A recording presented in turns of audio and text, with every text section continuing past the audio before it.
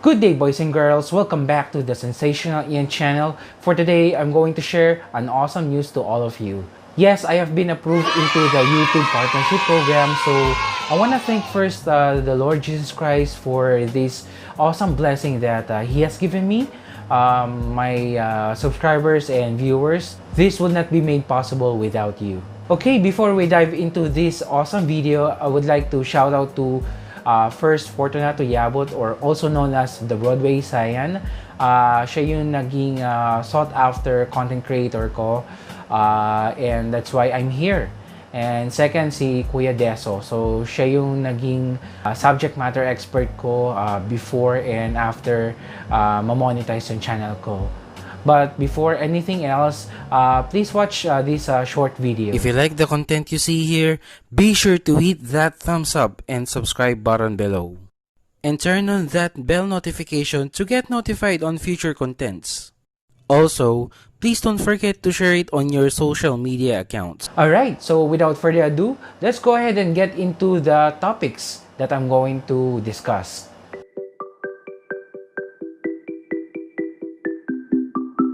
I know it's quite late to upload this video, mainly because I was busy with my family, especially with my 2-year-old son. Sobrang kulit niya, so that's why I had to take time para sa family ko.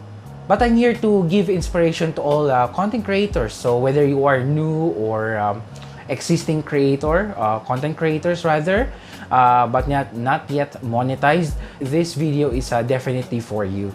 I joined YouTube on June 22, 2010 and started uploading videos on January 24 of 2019. So matagal yun, around 9 years, di ba? Roughly 9 years. That's because at that time, viewer pa lang ako noon sa YouTube noong 2010. So I just went to YouTube to watch video. Pero nung January of last year, that's when I decided to putting myself as a content creator. And also, I remember noon, I went to a computer shop para ma-upload ko lang yung video ko. Kasi yung laptop ko at that time, hindi na siya nag-work noon. Puro game videos pa lang ina-upload ko that time. So, until I decided to upload my first ever tutorial video, yun yung how to create custom URL. Hindi ko siya minarket noon. Parang, for me, bahala na if may manood or kung may magkaroon ng interest, then so be it. I believe now it has more than 1,000 viewers. So I didn't expect na mayroong manonood talaga ng video na yun. Kasi that's my first ever tutorial video. Then fast forward, I reached 4,000 watch hours on November 11, 2019. And 1,000 subscribers on March 26 of this year. So magtataka kayo bakit mas nauna yung watch hours bago yung subscribers. That's mainly because most of my viewers are foreigners, and also these players wanted to check out paano nila matalo yung certain event. And what I did was ina-upload ko lang yung video right on the spot. So the moment I finish that event, ina-upload ko siya right away, and then minamarket ko na siya dun sa community namin, and then bahala na kung may manood or wala. Then and yun, nakakatulong naman siya sa community, and I also received good feedback from them about my video runs. Took me like roughly 10 months just to get that 4,000 watch hours. And yung subscribers medyo hindi ganoon kadali kasi syempre hindi naman mapiplease lahat yan. Hindi naman sasabihin na okay, subscribe sa channel ko, no. So but again, for me, it's all up to them whether or not they decide to subscribe. Tapos I got an email about apply for monetization 2 days after, so that's March 28. And then finally, I got approved on April 15. So roughly 2 to 3 weeks hinintay ko. So at that time kasi laganap na yung COVID pandemic. So siguro natagalan ng ganun.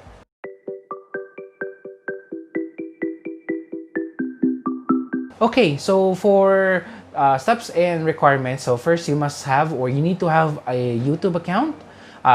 You need to have 1,000 subscribers on your channel. Your videos have generated 4,000 watch hours over the last 12 months. You comply with all YouTube's policies and guidelines. Nag-comply ka. Huh? And then lastly, you have an AdSense account set up. Don't worry, I'm going to create an in-depth guide for this para mas madali nyo maunawaan.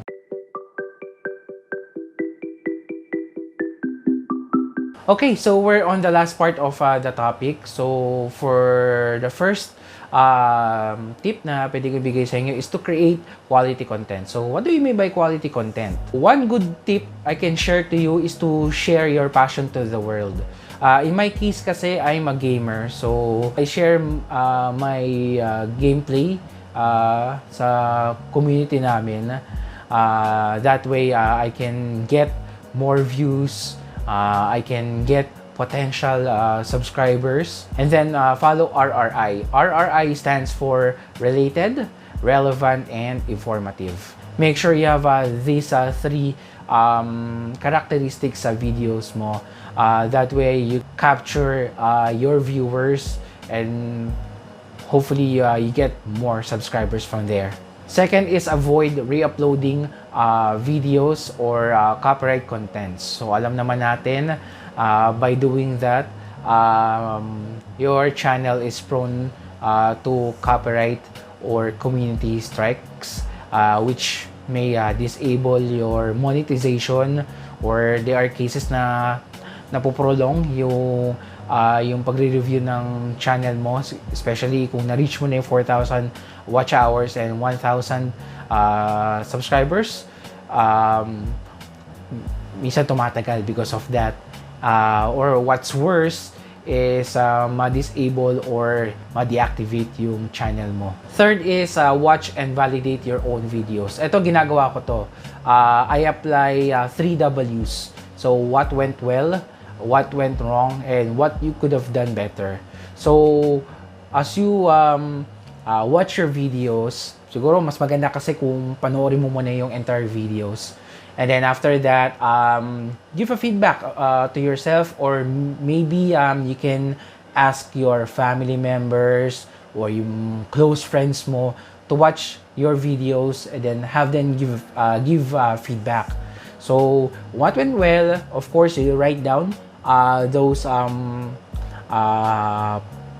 positive dun sa video na yon. So, let's say, for instance, gusto ko yung boses ko dun, or gusto ko yung lighting dun. So, you can do that. You can write it down and then continue doing it. What went wrong, ito yung critical part. Kasi, dito kasi, i-assess mo talaga yung samang part doon ng video na you think may gap, or you think may something na hindi maganda, na probably siguro yung the way you speak, what else, the way you put yourself or portray yourself to your audience, or perhaps yung content mo mismo, di ba? So, after that, yung last W is what could have done better. So, let's say you have like 10 errors dun sa video mo na napansin mo. So, from that, gawa ka one by one yung action plans mo on how to address yung yung those errors na yun. So, if you have 10 errors, create 10 action plans para ma-address mo yun. So that moving forward do sa mga i-upload mong videos, definitely you'll create more positive experience sa mga viewers mo, especially doon sa mga